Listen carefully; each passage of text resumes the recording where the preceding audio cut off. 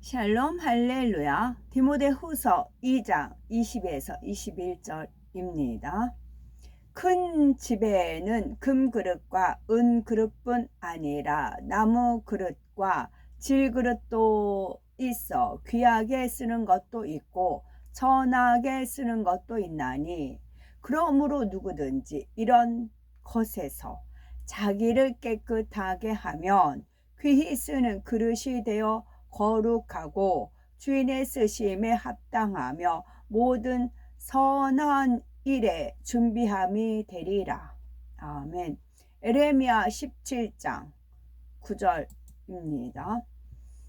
그는 물가에 심어진 뿌리가 그 뿌리를 강변에 뻗치고 더위가 올지라도 두려워하지 아니하며 그 입이 청청하며 가무는 해에도 걱정이 없고 결실이 그치지 아니함 같으리라. 아멘. 요한일서 5장 3절입니다. 하나님을 사랑하는 것은 이것이니 우리가 그의 계명들을 지키는 것이라. 그의 계명들은 무거운 것이 아니로다. 아멘. 제목은 보석보다 아름다운 그릇입니다. 디모데후서 2장 20에서 21절을 보니 큰 집에는 금과 은의 그릇이 있을 뿐 아니요 나무와 질그릇도 있어 귀히 쓰는 것도 있고 천히 쓰는 것도 있나니, 그러므로 누구든지 이런 것에서 자기를 깨끗하게 하면 귀히 쓰는 그릇이 되어 거룩하고 주인의 쓰심에 합당하며 모든 선한 일에 예비함이 되리라 말씀하십니다. 원래 그릇의 용도는 무언가를 담는 것이죠. 하나님께서 자녀들을 그릇에 비유하신 것은 그 안에 하나님의 사랑과 은혜, 진리의 말씀을 담을 수 있고 나아가서 하나님의 능력과 권세, 권능도 담을 수 있기 때문입니다. 그러면 어떻게 해야 보석보다 아름다운 그릇이 되어 하나님의 축복을 받아 영광 돌릴 수 있는 걸까요? 아무리 많은 돌 무더기 속에서도 보석은 반짝반짝 빛을 발함으로 금방 눈에 띕니다. 영적으로도 보석보다 아름다운 사람은 하나님의 눈에 띄기 마련이지요. 하나님께서 이런 사람을 발견하면 얼마나 기쁘시겠습니까? 그에게 예비하신 각양 좋은 은사들과 축복을 주실 수밖에 없지요. 그렇다면 어떤 사람이 하나님 앞에 보석보다 아름다운 그릇이라 인정받을 수가 있는 걸까요? 바로 하나님께서 소중히 여기시고 귀히 여기시며 아름답다라고 인정하시는 그릇의 조건을 모두 갖춘 사람입니다. 그러면은 먼저 하나님께서 소중히 여기시는 그릇이란 어떤 사람을 말하는 걸까요? 하나님의 나라를 이루기 위해 큰 사명을 맡았으되 온전히 감당하는 사람입니다. 가령 주님의 길을 예비한 세례 요한이나 이스라엘 백성을 출애굽시킨 모세와 같은 분들이 여기에 속하죠. 다음으로 하나님께서 귀중히 여기시는 그릇은 보통 사람과는 달리 정직하고 진실하며 정한 마음과 고든 절개와 품격과 품위가 나타나는 사람입니다. 강대국 총리로 하나님의 영광을 드러낸 요셉과 다니엘 같은 분들이 여기에 속하죠. 마지막으로 하나님 앞에 아름다운 그릇은 마음이 선해 아무 일에든지 다투거나 들레지 않고 진리 안에서 모든 것을 포용하는 사람입니다. 민족을 구한 에스더나 민족의 조상이요 하나님의 벗이라 불린 아브람과 같은 분들이지요. 보석보다 아름다운 그릇이 되려면 어떻게 해야 될까요? 첫째는 마음을 깨끗하게 하여 성결을 이루어야 됩니다. 두 번째는 연단을 잘 받아 영적 빛을 낼 수 있어야 합니다. 첫째는 마음을 깨끗하게 하여 성결을 이루어야 합니다. 아무리 값비싼 그릇이라고 해도 냄새 나는 오물이 묻어 있으면 사용할 수가 없습니다. 깨끗이 씻은 후에야 가능하지요. 우리도 하나님께서 예비하신 풍성한 은혜와 각양 은사와 물질 건강의 복을 받기 위해서는 깨끗한 그릇을 준비해야 합니다. 에레미야 17장 9절에 만물보다 거짓되고 심히 부패한 것은 마음이라 했고, 마태복음 15장에는 입에서 나오는 것들은 마음에서 나오나니 이것이야말로 사람을 더럽게 하느니라. 마음에서 나오는 것은 악한 생각, 살인, 간음, 음란, 도적질, 거짓 증거, 회방이니 했습니다. 영의 생각이 아닌 육의 생각, 악한 생각, 살인, 사랑하는 것이 아니고 미워하는 것, 간음, 하나님을 사랑하는 것이 아니오 이 세상과 양다리 걸치는 것이 간음이에요. 음란, 성결 반대 음란, 도적질, 하나님 말씀을 도적질한다거나 뭐 여러 가지 있고요. 거짓 증거, 해당이 되지요. 우리의 생각이나 말과 행동이 악으로 나오지 않으려면 마음을 깨끗하게 씻어야 합니다. 여기서 마음을 씻는다는 것은 영적인 물 곧 하나님의 말씀으로만 가능합니다. 그래서 에베소서 5장 26절에 이는 곧 물로 씻어 말씀으로 깨끗하게 하사 거룩하게 하시고 했습니다. 히브리서 10장 22절에 우리가 마음의 뿌림을 받아 양심의 악을 깨닫고 몸을 맑은 물로 씻었으니 참마음과 온전한 믿음으로 하나님께 나아가자 했습니다. 몸을 맑은 물로 씻었으니 물이 하나님의 말씀이에요. 하나님의 말씀도 순전하고 깨끗한 하나님 말씀으로 씻어야 되는데 그 말씀에 혼잡이 되어 있어요. 그 사람 잘못된 사상 또는 하나님 말씀은 본인은 하나님 말씀대로 순종하지 않으면서 순종하라고 가르치는 그런 분들 있어요. 그러면 맑은 물이 아니죠. 탁해요. 꾸정물이에요. 똥물이에요. 그런 걸로 아무리 씻어보세요. 아무리 예배 드려보세요. 깨끗해지나? 아니라고요. 양심의 악을 깨닫기 위해서는 양심에 선과 악이 있어요. 양심이에요. 양심. 내가 옳다 하는 그것에도 악이 있다는 거예요. 그거를 깨달아야 돼요. 깨닫는 데는 그 깨달음은 말씀만이 깨달아져요. 어떤 말씀? 맑은 물, 깨끗한 말씀만이 깨달아질 수가 있는 겁니다. 우리가 마음의 뿌림을 받아 하나님의 말씀을 우리 마음의 뿌림을 받아요. 말씀을 뿌렸어요. 그러면 양심의 악을 깨달아요. 양심의 악을 못 깨닫는다. 그러면 맑은 물이 아닌 거죠. 그리고 몸을 맑은 물로 씻었으니 그러면 참 마음과 온전한 믿음으로 하나님께 나아간다고요. 그러면 하나님의 말씀이 어떻게 우리 마음을 깨끗이 씻는 작용을 하는 걸까요? 성경 66권 가운데 말씀을 씻는 작용을 하는 말씀에 순종하면 되는 것입니다. 하지 말라 버리라 한 대로 행하면 마음에 있는 더러운 죄성들과 악성들이 버려지니 자연히 마음이 깨끗해집니다. 이처럼 마음을 깨끗하게 씻어내면 자연히 몸의 행실도 거룩해지고 진리 안에서 그리스도의 빛을 발할 수 있습니다. 혹여 사람이 어떻게 그 많은 계명을 다 지켜 행할 수 있을까 하고 힘들다, 어렵다 하는 분들이 계신지요.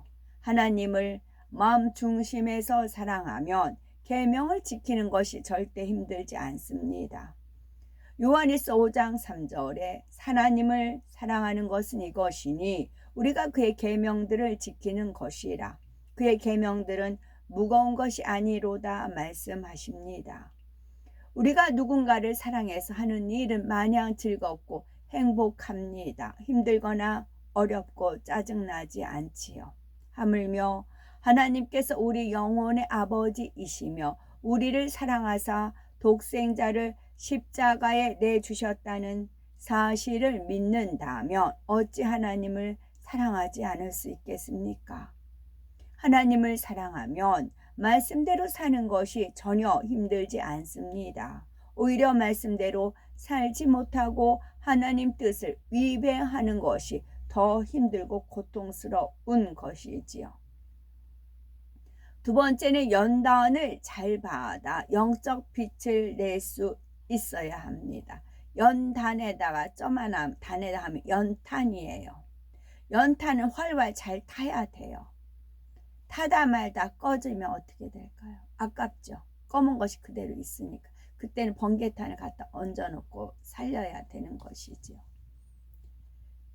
연탄, 그래야 영적 빛을 낼 수 있어요. 불을 피울 수가 있습니다. 연단을 잘 받아 거기에 생명이 부여되어야 되는 겁니다. 반지나 목걸이를 만드는 원석에는 불순물들이 섞여 있기 마련입니다. 하지만 전문가의 손에 연마된 후에는 아름답고 찬란한 보석으로 탄생하지요.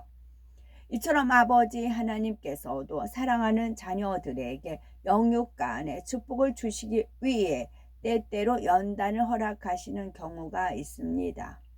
특별히 무슨 죄를 범해서가 아니라 보석보다 아름다운 그릇이 될 수 있도록 단련하시는 것이지요. 즉 죄를 짓지 않았는데도 시련이 올 때가 있습니다. 이런 경우 기쁨과 감사함으로 그 과정을 잘 통과해야 하나님의 도구로 쓰임 받을 수 있고 큰 축복이 임합니다. 그래서 베드로전서 2장 19에서 20절에 애매히 고난을 받아도 하나님을 생각함으로 슬픔을 참으면 이는 아름다우나 죄가 있어 매를 맞고 참으면 무슨 칭찬이 있으리요. 오직 선을 행함으로 고난을 받고 참으면 이는 하나님 앞에 아름다우니라 라고 말씀한 것입니다. 그러나 하나님과의 사이에 죄의 담이 있어 시험 환난을 겪는다면 이것은 축복을 위한 연단이 아닙니다. 죄로 인한 것이기에 이런 경우에는 자신의 죄가 무엇인지 깨우쳐 신속히 회개해야 어려움이 사라지지요. 죄를 피 흘리기까지 싸워 악은 모양이라도 버리고 이미 깨끗한 그릇이 되었다 할지라도 때를 쫓아 연단을 허락하시는 경우가 있습니다. 하나님께서는 흠도 티도 없으신 거룩한 빛 자체이니 사랑하는 자녀들도 보석보다 아름다운 빛의 차원에 이를 수 있도록 단련하시지요. 이러한 축복의 연단을 믿음으로 잘 통과하고 선과 사랑으로 채우면 보석보다 아름다운 그릇이 될 수 있습니다. 또한 영적인 빛의 강도가 거짐에 따라 그 권세와 능력도 더 크게 나타나지요. 마가복음 9장 17절을 보면 예수님께서 제자들이 내쫓지 못한 귀신을 내쫓는 장면이 나옵니다. 예수님께서 벙어리 대고 귀먹은 귀신아 내가 네게 명하노니 그 아이에게서 나오고 다시 들어가지 말라라고 더러운 귀신을 꾸짖으시니 즉시 귀신이 나가고 아이가 온전케 되었지요. 제자들이 귀신을 내쫓지 못한 것은 그들의 영적 빛과 예수님의 영적 빛의 차원이 다르기 때문입니다. 우리도 예수님처럼 밝은 영적 빛의 차원에 들어가려면 어떻게 해야 될까요? 어떠한 시련이 다가와도 하나님을 온전히 믿고 악으로 악을 갚지 말며 오직 선으로 악을 이기고 원수까지도 사랑할 수 있어야 합니다. 어떠한 연단 가운데에서도 믿음과 선, 사랑과 의가 진실하다는 것을 인정받으면 하나님의 권능을 받아 귀신도 제어할 수 있고 어떠한 질병이나 연약함도 고칠 수 있지요. 하나님께서 둘러주시는 영적인 빛은 이 세상의 어떤 빛보다 찬란하고 아름답습니다. 이 영적 빛으로 둘러싸인 자녀를 하나님께서는 보석보다 아름다운 그릇이라 인정하시지요. 그러므로 신속히 성결을 이루며 보석보다 아름다운 그릇이 되어 무엇이든지 구하는 대로 응답받는 축복된 삶을 영위해야 되겠습니다. 에스더, 바벨론 포로 생활 이후에 귀환하지 않고 바세에 머물던 베냐민 지파 아비하일의 딸이었지요. 일찍 부모를 잃어 사촌 모르드게가 딸처럼 키웠습니다. 에스더는 와스디가 왕비의 자리에서 폐위되자 왕의 사랑과 은총을 입어서 왕비가 되었지요. 그런데 아각 사람 하만은 모든 사람이 자기에게 존경을 표하는데 모르드게만 거부하자 여기에 분을 품고 유다인들을 멸절하려는 음모를 꾸밉니다. 이때 에스더는 3일 금식을 하고 죽으면 죽으리라는 각오로 왕에게 나가 하만의 음모를 스프가 되게 하여 민족을 구하였지요. 영화 한 편을 감독자가 영화 한 편을 제작을 전부 다 했어요. 배우들이랑 해서 제작을 다 끝난 다음에 어떻게 해요? 개봉 날짜를 정하지요. 개봉 날짜를 정하고 그 안에 광고를 합니다. 광고를 하고 나서 이제 그 날짜에 이제 개봉을 하고, 책도 마찬가지예요. 책도 출간을 다 했습니다. 출간을 다 하고 나서 원고를 다 작성을 했어요. 그리고 이제 출간 날에서 맞춰서 출간을 하죠. 음식도 마찬가지예요. 음식도 준비 전부 다 하고 나서 손님 오기 기다렸다가 음식을 내놓잖아요. 제가 이제 홍대 그쪽에서 이제 공부를 하는데 브리핑이라는 그 표현이 있었어요. 브리핑이라는 요한계시록의 어떤 한 부분이 브리핑이다. 그래서 정말 맞다라면서 제가 이제 감탄을 했는데요.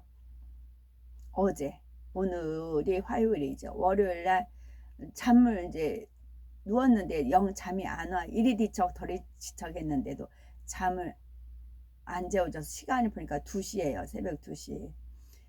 잠은 안 오지. 이거 억지로 잠을 안 재워주시니까. 그래서 빵이나 만들자. 네, 이제 화요일날 모임이 있으니까 빵을 만들자 하고는 그 시간에 일어나서 빵을 만들었어요. 반죽하고 뭐 발효 시간이 1시간이 되니까. 그러는 중에 새벽 5시가 됐어요. 새벽 5시가 됐는데 1999년 10월 3일 하나님 영이 임재하셔서 이렇게 번쩍번쩍 했단 말 제가 몇 번 말씀을 드렸어요. 그 번쩍번쩍번쩍 막 진짜 번쩍번쩍해요. 이 번쩍번쩍 현상이 나타나는 겁니다. 5시에. 이 현상을 출현하시기 위해서, 현현하시기 위해서 어떤 뜻하신 바가 있으셨나 봐요. 그래서 5시에 제가 그랬어야 되나 봐요. 막 번쩍번쩍 아버지 이거 어떡해요. 그러니까 이게 사라진 게 아니고 10월 3일 아버지 영이 임재하신 그때 상황이 있었거든요. 그게 사라진 게 아니고 그냥 덮어 놓으셨어요. 때가 되면 펼치십니다. 때가 되면. 그래서 이게 번쩍번쩍 그래요. 번쩍번쩍 그래요. 한동안 번쩍번쩍 하더라고요.